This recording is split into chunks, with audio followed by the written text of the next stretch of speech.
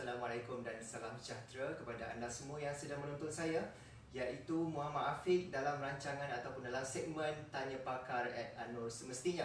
Isu perbincangan berkaitan kesihatan, dan kita akan bersama-sama dengan doktor pakar kita di Hospital Pakar Anur Bandar Baru Bani. Baiklah, hari ini merupakan hari Jumaat 25 September 2020. Masih lagi dalam era COVID-19, diharapkan anda semua dapat mengamalkan penjarakan fizikal dan mengamalkan SOP yang telah digariskan oleh Kementerian Kesihatan dalam kita memutuskan rantaian COVID-19 di negara kita pada hari ini. Baiklah, hari ini, sebelum ini kita ada berbincang tentang tips pemakanan sihat. Manakala hari ini pula kita bergerak kepada isu kesihatan yang lebih menarik, iaitu berkaitan dengan usia awal kanak-kanak, iaitu masalah jaundice, iaitu masalah bayi ataupun masalah kelahiran awal bayi di usia awal kanak-kanak itu sendiri, iaitu dengan tajuk Fakta atau Auta Bayi Kuning. Bersama saya pada hari ini merupakan seorang doktor pakar kanak-kanak di Hospital Pakar Anur, iaitu Dr. Mariam Jamilah Razali. Apa khabar, doktor? Baik, Alhamdulillah. Alhamdulillah, sihat saja, doktor. Terima kasih kerana sudi meluangkan masa bersama kami dalam membincangkan, saya kira, topik yang agak hangat bagi ibu-ibu yang sedang menonton kita pada hari ini, doktor, ya. Baiklah, seperti biasa, tugasan anda tidak lain tidak bukan 3 perkara saja. Pertama, anda boleh saja letakkan apa-apa pandangan ataupun pertanyaan anda di ruangan komen kita pada hari ini, dan jangan lupa tunjukkan sokongan anda kepada kami dengan menekan butang like ke dalam live kami ini. Dan yang ketiga pada hari ini, jangan lupa sharekan video ini ataupun live ini kepada rakan-rakan anda atau page anda ataupun pada sahabat-sahabat anda, supaya kita semua dapat memanfaatkan info yang kita perbincangkan pada hari ini dalam topik berkenaan dengan fakta atau auta bayi kuning ataupun jaundice. Baiklah, sebelum kita bergerak lebih lanjut, saya ingin menerangkan terlebih dahulu apakah perjalanan segmen kita pada hari ini. Pertamanya, kita akan mengadakan perbincangan secara orang kata apa, dua hala, dan keduanya kita akan mengambil soalan-soalan anda daripada anda. Apakah persoalan yang terbuku di hati anda berkenaan topik kita pada hari ini, untuk kita tanyakan kepada doktor pakar kita supaya jelas apa persoalan yang terbuku di hati anda, tidak ada lagi persoalan, dan mungkin anda boleh untuk mendapatkan nasihat yang lebih lanjut dengan doktor pakar kita pada hari ini. Baiklah, doktor, tanpa membuang masa, saya rasa kita boleh mulakan. Baik. Okey, doktor, tajuk kita hari ini merupakan fakta atau auta bayi kuning ataupun jaundice, ya, doktor, ya. Untuk permulaan kita, tajuk pada hari ini, ya, menurut American Pregnancy Association ataupun APA, dalam kajiannya menyatakan 60% bayi, ya, dilahirkan akan mengalami demam kuning. Itu merupakan dikatakan sebagai satu kebiasaan bagi kanak-kanak ataupun bayi yang lepas kelahiran. Dan sebagai permulaan, doktor, mungkin doktor boleh ceritakan kepada kita semua bagaimana sebenarnya bayi ini boleh mendapat demam kuning seawal usia, boleh kita katakan seawal 2 minggu selepas kelahiran macam tu. Alright.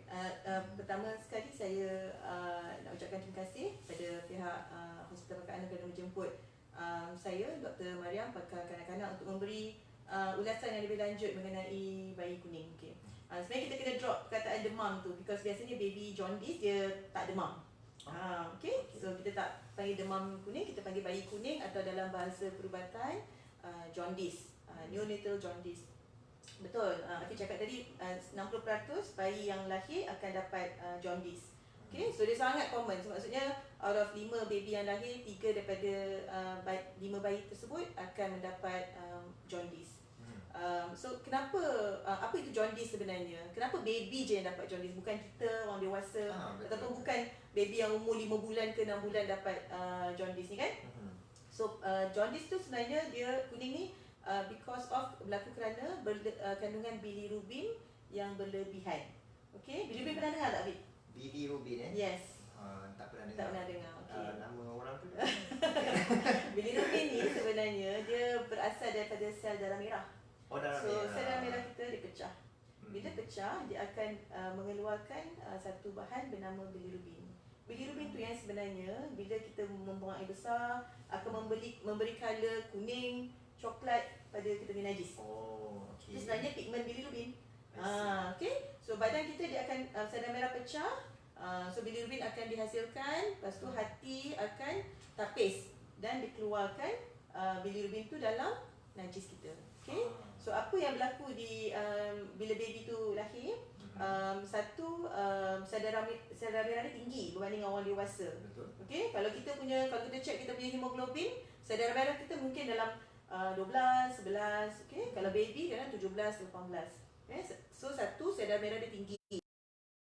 Lebih cepat pecah berbanding dengan kita orang dewasa. Orang dewasa. Yeah. So bila sedar merah tu cepat pecah, nombor dua, hati dia tidak boleh nak tapis dengan cepat. So sedar merah tu dah cepat pecah, lepas tu bilirubin tu banyak kan.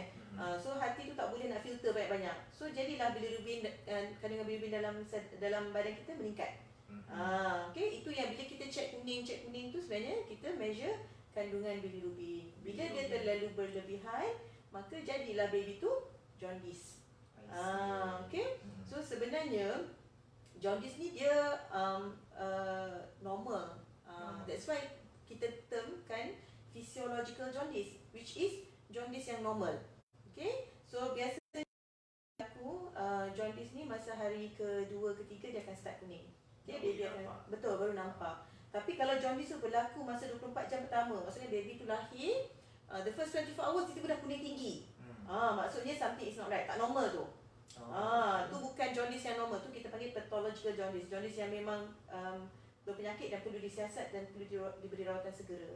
Okay, tapi majoriti, kebanyakan bayi kalau dapat jaundice, dia start dalam orang hari kedua. Kedua, ketiga dia akan start naik, meningkat sampai hari ketujuh dan baru dia start turun. Okay, so kita kena bezakan yang jaundice berlaku masa 2 minggu pertama dengan prolonged jaundice. Prolonged jaundice tu bila jaundice tu berlarutan lebih daripada 2 minggu. Yang tu saya sebab you all boring dengar sangat. Banyak sangat information kan, so yang tu kita share kemudian lah segmen berikutnya. Okay, so hari ni cakap pasal neonatal jaundice yang 2 minggu pertama je. 2 minggu pertama. Mungkin ada persoalan lain yang mungkin saya nak tanyakan secara personal dengan doktor. Adakah jaundice ini di kelas orang kata apa keturunan, penyakit daripada bawaan keturunan? Mungkin setengah orang macam dia kata sebentar tadi kata ada 60% bayi kan, mungkin 40% tu okey, tak ada mengalami demam kuning. Adakah faktor keturunan juga merupakan faktor yang sebenarnya dia bukanlah faktor keturunan, because any baby boleh dapat jaundice. Bila kita cakap pasal faktor keturunan tu, dari segi kalau kumpulan darah ibu, ada beberapa risiko yang boleh beberapa risk lah yang boleh meninggikan chance untuk baby tu dapat jaundice tinggi. Okay, so contohnya satu, kalau bayi tu dia lahir pramatang. Okay, so kalau pram, kalau cukup bulan, risiko untuk jaundice tu 4-3 minggu awal, dan risiko untuk jaundice tinggi sikit. Lepas tu bila Afiq cakap pasal yang keturunan tu, ibu berbeza daripada kumpulan darah anak. Okay, contoh kalau especially kalau ibu tu kumpulan darah O, lepas tu lagi satu rhesus negatif. Afiq punya kumpulan darah apa? Saya O apa? O negatif, O positif? O positif rasanya. Ya. Okay. So kalau bila kita cakap positif, negatif tu kita cakap pasal rhesus. Okay, so ada orang tak ramai orang yang dia O, contohnya dia kumpulan darah O negatif. Bermaksudnya O rhesus negatif. Okay, so rhesus negatif tu chance kalau dia rhesus negatif, baby tu bukan rhesus negatif, positif contohnya. Mak O negatif, ibu mak O negatif, yes, anak O positif. Dan chance untuk jaundice pun sangat tinggi. Sebab tu bila kata keturunan tu, mungkin sebenarnya mak dia possibly O negatif. So anak yang lain-lain, kumpulan yang rhesus positif ataupun kumpulan darah lain, dan risiko untuk dapat jaundice tu tinggi sikit lah. Tapi dia bukanlah keturunan genetik, itu tidaklah. Okay, so kita cakap risiko tadi, kalau baby tu lahir pramatang, senang sikit jaundice. Kumpulan darah mak O, Plus dia ada research negatif, chance untuk jaundice tu lebih tinggi. Nombor 3, kalau baby tu dia ada lebam, contohnya bersalin vacuum, kalau benjol. So bila benjol, risiko untuk kuning tu pun tinggi. Oh ya. Betul. Okay. And then nombor 4, macam anak saya masa lahir dia pun vacuum kan. So kepala benjol. So yang tu jaundice juga, memang siapa kena masuk ward untuk start lampu. Selain daripada tu, kalau baby masa lahir, semua baby kita untuk G6PD. So kalau baby tu ada masalah kekurangan G6PD tu, risiko untuk jaundice pun tinggi sikit. Yang lain-lain contoh macam jangkitan kuman, kalau tiba-tiba baby tu unwell, pun risiko untuk jaundice tu tinggi sikit. Okay? Tapi kebanyakan masanya tak ada punca.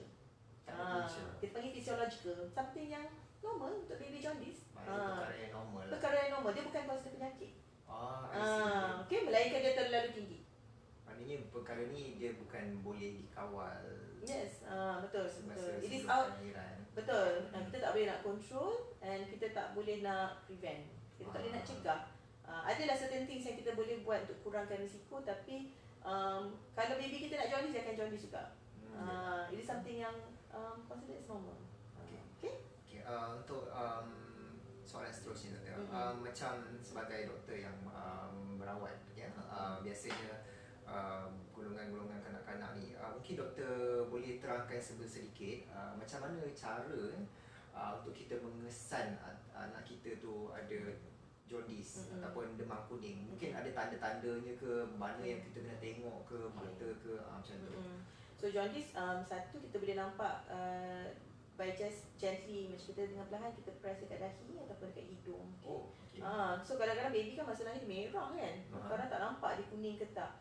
So you can press on the forehead, tekan sikit, biasa kita akan nampak kulit dia macam kuning sikit. Ni tak nampak dah tak kuning. Kan, so kalau kita press perlahan, kita akan nampak baby tu kuning sikit. Kadang-kadang kalau lebih tinggi, even mata yang bahagian putih pun akan nampak jaundice. Dan lagi kalau kita check kan sampai kaki, paras kuning tu sangat tinggi. Tapak kaki Yes, so biasanya satu dari segi pemeriksaan fizikal lah. So that's why kalau nurse-nurse kan yang daripada klinik kesihatan buat home visit kat rumah kan, dia akan check, nampak anak kuning sikit lah, kena pergi check paras. Okay, because dari segi pemeriksaan secara fizikal, tak boleh nak clearly bagi tahu kita berapa tingginya kuning tu. Tak berapa tepat. Ada orang buat kajian sebenarnya. Benda ni ada orang buat kajian. Kalau kita check kuning macam ni, check dekat dada, check dekat kaki, tepat tak sebenarnya kalau dari segi bacaan. Still kalau macam kalau kita nampak baby, kesan baby kuning ataupun nurse yang buat home visit tu kata baby kuning, still dia akan advise untuk check level dekat hospital ataupun klinik. Jadi kaedah kita check ataupun kita buat saringan tu, kita akan check melalui darah dia. Biasanya ada beberapa option. Satu, sama ada check darah dekat kaki ataupun kalau tinggi kita ambil daripada tangan, daripada salur darah. Sometimes kita boleh guna macam kita panggil transcutaneous, dia tembak dekat dada untuk tengok bacaan kuning tu. Tapi itu pun tak semua baby kita boleh buat bacaan yang macam kita panggil non-invasive, tak melibatkan ambil darah. Setengah orang kata boleh tak nak tembak je, nak check je macam ni, tak payah cucuk baby. Boleh, tapi tengok juga kalau level tinggi sangat, ada kriteria-kriteria yang kita boleh buat. Ada setengah baby kita tak boleh buat, tak tepat, still kena ambil darah juga. Okay? Macam doktor ada sebut tadi, macam yang saya jarang dengar kan, bilirubin tu. Bilirubin tu macam mana kita nak tahu yang dia bilirubin yang normal ataupun tak normal, doktor? Okay, bilirubin tu sebenarnya normal. Memang badan kita akan hasilkan bilirubin. Okay, so cuma bila dia paras dia tinggi, melebihi paras yang tertentu, baru kita consider tak normal. Kalau kita bacaan, kata kita check darah kan, bacaan dia lebih daripada 5 mg, ni saintifik lah, 5 mg ataupun kalau kita ambil darah 85 mikromol, ada bacaan-bacaan dia. Dan maksudnya kita nampak baby tu dah start kuning. Tapi dia ada, bila the reason kita check darah dan sebagainya untuk kita tengok paras ketinggian dia. Kalau paras terlalu tinggi, dia ada macam setiap hari tu berbeza bacaan yang perlu start lampu, treatment, yang perlu treatment. Okay, so kebanyakan bila baby datang, kita ambil darah ataupun kita check, sebenarnya kita measure bilirubin dia. Kalau bilirubin tak tinggi, tak perlu sebarang rawatan, just pantau. Kalau biasanya Sebab seminggu pertama tu macam yang saya kata, first 1 week dia akan naik kan. That's why biasanya kita akan sarankan untuk seminggu pertama pantau, cek darah ke setiap beberapa hari. Okay, so kalau level tu tinggi melebihi threshold yang perlukan rawatan, dan baby akan dimasukkan ke ward untuk rawatan selanjutnya lah. Maknanya perkara ni boleh dirawat lah. Yes. Kebanyakan ni tidak perlu rawatan. Oh, tidak perlu rawatan. Maksudnya tak payah apa, because like I said, it is something yang normal. And the kuning tu, walaupun baby kuning, dia tak tinggi. So tak payah apa-apa rawatan, tak payah letak bawah lampu, just macam continue breastfeeding macam biasa. Tapi kalau bilirubin tu tinggi, dia ada macam level-level dia, then baru kita akan masukkan ke hospital untuk treatment. Iaitu letak bawah lampu lah. Lampu biru tu Yes, betul. Okey doktor, bagi anda mungkin ada persoalan-persoalan tentang jaundice ni, boleh saya ingatkan semula untuk bertanyakan kepada doktor kita berkenaan dengan ni, bagi lagi-lagi bagi mereka yang belum lagi menerima cahaya mata ataupun akan menerima cahaya mata, mungkin perkara ini agak menarik untuk diketahui untuk semua, bagi semua ya. Okeylah, baiklah doktor, untuk soalan seterusnya, katakanlah kan, mungkin saya tak pastilah, saya tak nak buat skeptikal, tapi kata orang tu apa, mungkin ada ibu bapa ataupun yang orang kata apa, takut walaupun anak dia dah dikesan ada jaundice ataupun demam kuning, tapi dia tidak mendapatkan rawatan yang sewajarnya di pihak yang klinik ataupun hospital. Adakah akan terjadinya beberapa kesan kepada bayi komplikasi tersebut? Kan? Komplikasi. Kenapa kita rawat? Saya kata jaundice kan normal, tapi kenapa kita masih periksa dan kenapa kita masih beri rawatan? Mesti ada sebab kan? So jaundice yang terlalu tinggi, bilirubin ni, kalau tidak diberi rawatan, sebenarnya kenapa kita treat, dan sebab kita nak cegah satu condition kita panggil acute bilirubin encephalopathy. Dia di mana kandungan bilirubin itu terlalu tinggi dan dia boleh pergi ke otak, menyebabkan kerosakan otak. Satu, nombor dua, dia boleh pergi ke telinga, menyebabkan bekak. Yes, sebab tu kita beri rawatan, sebab kita nak mencegah daripada acute bilirubin encephalopathy. Kita nak level dia terlalu tinggi sampai memberi kesan jangka masa panjang dan kesan kekal pada bayi. So bila baby tu dimasukkan ke ward, kalau terlalu, macam biasanya kita bagi treatment, bagi lampu lah, letak bawah lampu biru tu kan. Ada yang keadaan bila di mana bilirubin tu terlalu tinggi, so kita kena turunkan bilirubin tu dengan cepat. So kaedah rawatan yang emergency yang kita perlu buat ialah pertukaran darah. Pertukaran maksudnya kita keluarkan darah baby, kita masukkan darah baru untuk turunkan bilirubin. Kan bilirubin tu tinggi sangat sampai tahap macam dia boleh menyebabkan kerosakan otak. So kita nak prevent that from happening. So kita buat pertukaran darah. So kita masuk wire dekat selalu dekat tali pusat, keluarkan darah secara perlahan, kandungan darah baby, and then kita ganti dengan darah baru. So tapi kita jarang buat dah lately ni, semenjak kita sarankan ibu bapa untuk check. Kadang-kadang ada sadly kan, setengah situasi di mana contoh pendatang asing, parti dia tak nak check sebab dia takut nak pergi hospital kan. Ada je di mana dia orang datang, bila check tu kuning dah terlalu tinggi, sebab dia tak pernah check sebelum ni. Takut nak pergi hospital, so terlalu tinggi, lepas tu kita kesan dah menyebabkan kerosakan otak. So kalau perlu buat exchange transfusion, prosedur untuk pertukaran perlulah. Maksudnya benda tu kita nak mencegah daripada dapat komplikasi, maka rawatan tu perlu diberi. Tapi the reason yang kita start lampu masa peringkat awal sebab kita tak nak dia makin naik terlalu tinggi. Kalau tinggi sangat, baru kita buat kaedah exchange transfusion. Faham? Alright. Jadi bahaya kalau kita tidak mendapatkan rawatan daripada awal sebab tu digalakkan mendapatkan saringan selepas kelahiran.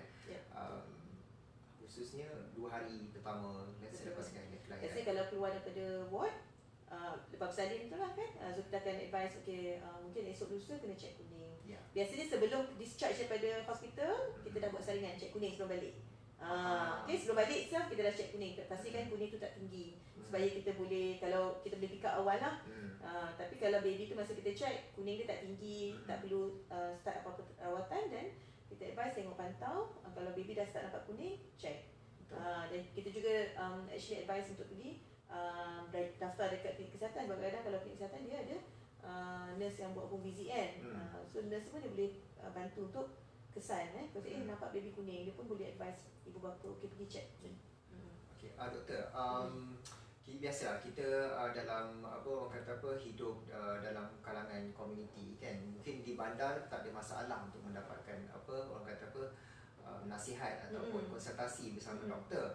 Cuma kadang-kadang kita ada dengar juga di mana di kawasan biasanya luar bandar lah, saya boleh katakan, ataupun mungkin diorang lebih bergantung kepada petua-petua tradisional katanya kan. Jadi bagaimana doktor boleh beri pandangan mungkin ada petua-petua yang kita boleh dapat daripada mereka. Antaranya macam bila kita mendapat tahu yang bayi kita ni mengalami demam kuning, mereka berikan bayi itu minum susu kambing. Itu ada satu antara petua-petua yang tradisional mungkin yang ada yang mengamalkan. Yang kedua juga ada mereka katakan beri minum air biasa, air kosong, ataupun air anggur ataupun madu kepada bayi seawal usia tu. Ada juga yang katakan pendedahan kepada matahari.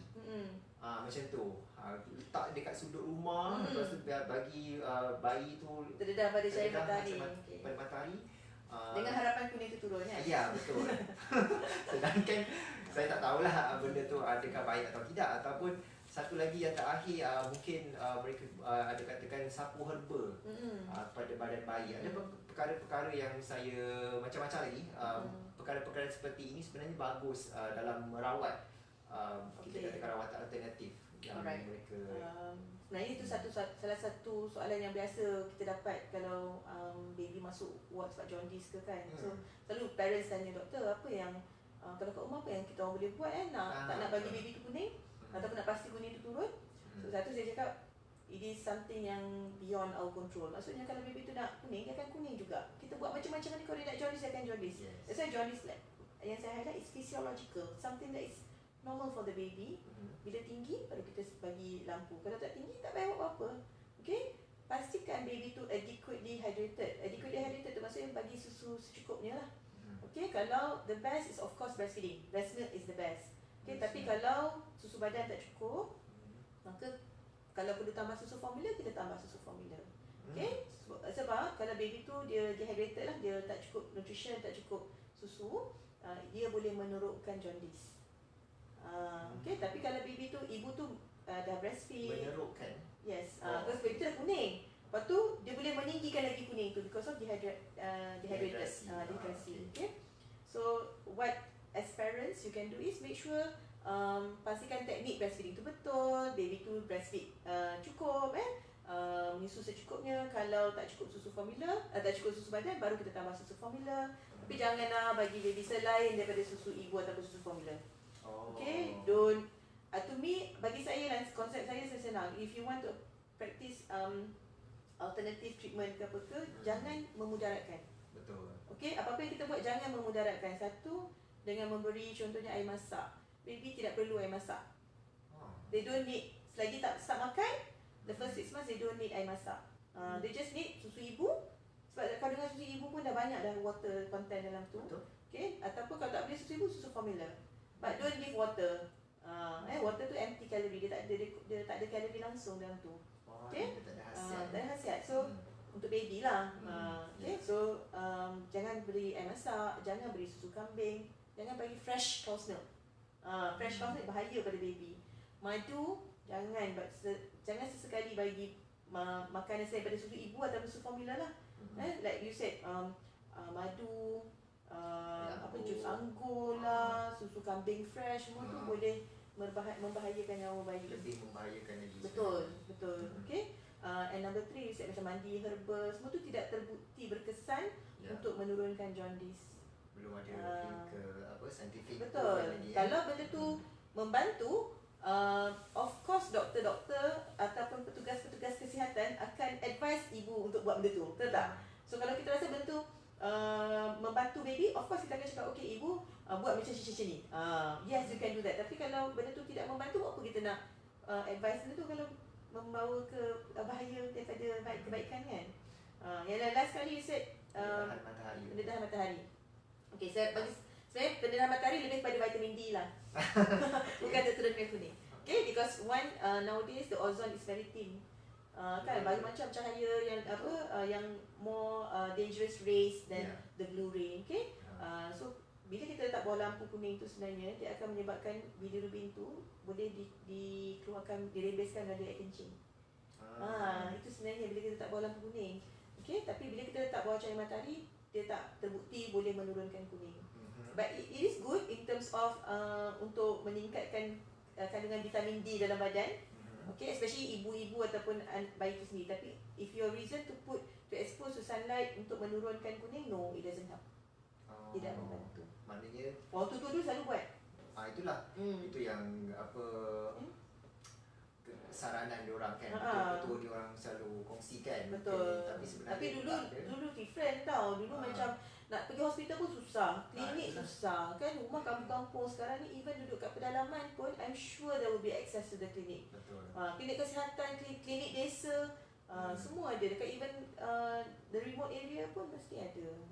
Okay, so there's no question about kita tak ada access kepada fasiliti kesihatan. Nowadays there's no question about it. Dulu mungkin. Sebab tu buat benda ni kan. Ya, betul. Okay, itu untuk beberapa perkara petua-petua yang kita selalu amalkan. Okay, mungkin ada beberapa soalan ya yang saya dapat daripada rakan-rakan saya di tempat lain ataupun di office. Ada yang bertanya kan, macam doktor ada sentuh sedikit tadi tentang jawapan tadi bolehkah bayi kuning diberikan susu formula atau perlu susu badan sahaja? Ataupun macam mana doktor? Okay. Of course kita nasihatkan bagi susu badan. Okay. Tapi kalau macam contohnya the first seminggu pertama tu kita timbang berat bayi turun dengan mendadak, dia ada cara kiraan lah, kita tahu sama ada baby tu sangat-sangat dehydrated atau not. Okay. Kalau turun secara mendadak, ada masalah dari segi breastfeeding, then kita boleh tambah susu formula. Tapi kalau macam susu ibu cukup, maksudnya baby kencing banyak, okay, nampak kenyang. Kalau ibu pam susu boleh dapat dalam sekurang-kurangnya 1 ke 2 ounce susu perahan, bermaksud susu ibu tu dah cukup. Tak perlu tambah susu formula. Kita takkan tambah susu formula semata-mata untuk turunkan kuning, melainkan kita rasa susu ibu tak cukup. Melainkan saya ada baca juga doktor, untuk mengelakkan dehidrasi daripada bayi itu sendiri kan. Digalakkan untuk menyusu sekurang-kurangnya 8 kali sehari 8 kali sehari tu sekurang-kurangnya lah. Tapi macam mana pula kes-kes yang kalau macam biasalah kalau bayi yang mengalami demam kuning ni dia akan lemah, dia selalu tidur. Macam mana cara kita nak menggalakkan? So sebenarnya selalu kita dengar macam kata baby tu dia banyak tidur sebab dia jaundice. But actually bukan jaundice menyebabkan baby tu tidur. Baby in general, newborn baby memang banyak tidur. Okay, ada setengah baby yang jenis yang tak banyak tidur, tapi ada setengah baby memang susahnya lah nak buka mata. Okay, so kita kena pastikan baby menyusu sekurang-kurangnya setiap 2 ke 3 jam sekali. Not more than 4 hourly. Maksudnya kalau lepas 4 jam baby still tak nak bangun menyusu kan, kita kena wake the baby up. Wake the baby up tu maksudnya biasakan baby kan dia bedung sedap dia tidur. So maksudnya kita buka bedung dia. Kalau Afiq tak kahwin lagi, kalau dah kahwin skin to skin. Okay, maksudnya baby tu kita bokelkan, lepas tu ibu pun dia letak atas dada ibu. Semua tu cara untuk stimulate baby untuk bangun. Bila baby kita wrap kan, swaddle dia macam biasa tidur.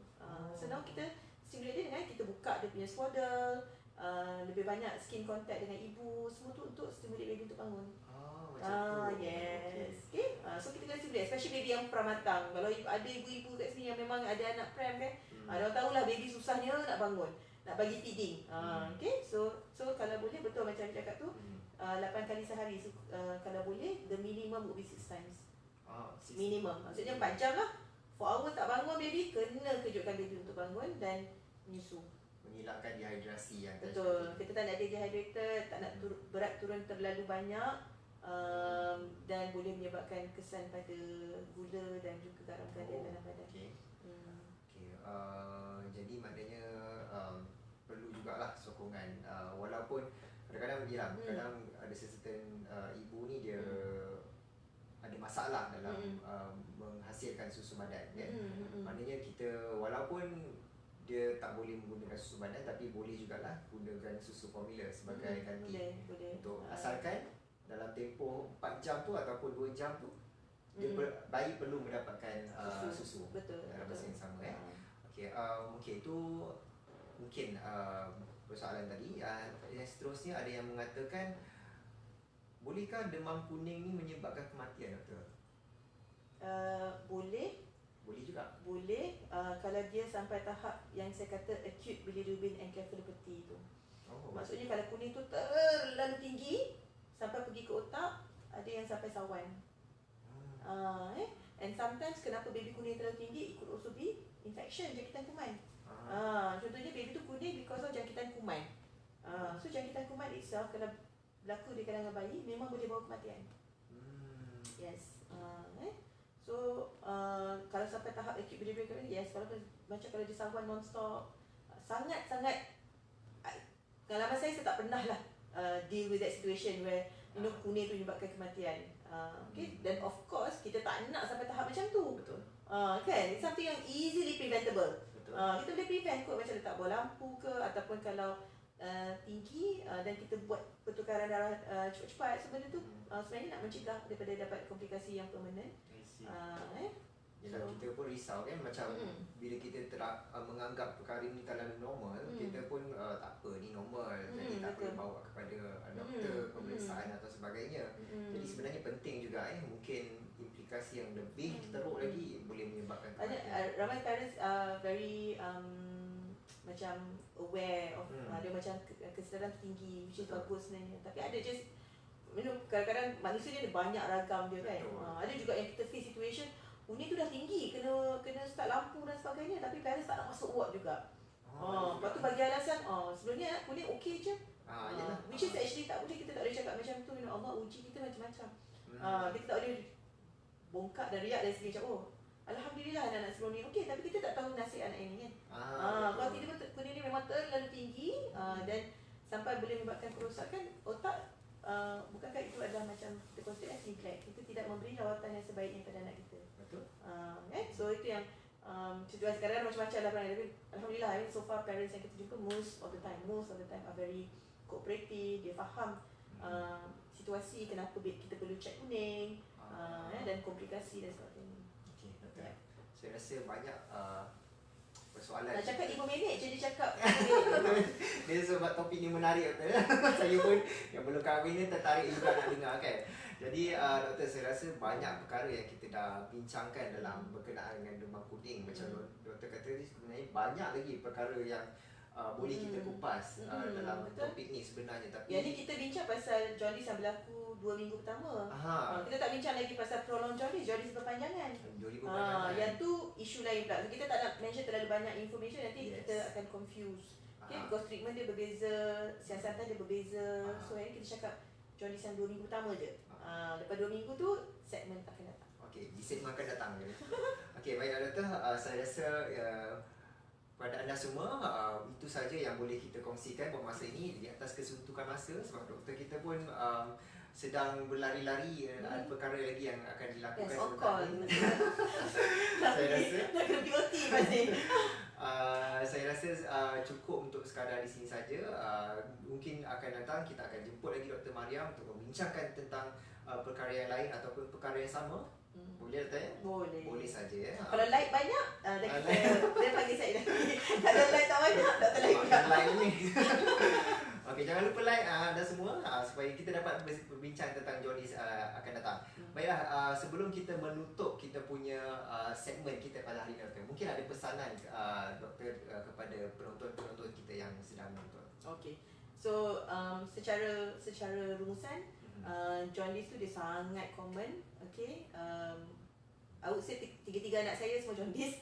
Okay, dan kalau kita kesan jaundice, pastikan kita periksa level dia dan ikut nasihat doktor atau petugas kesihatan lah. Okay, and make sure kita beri susu secukupnya. If kita tak boleh breastfeed, then formula milk.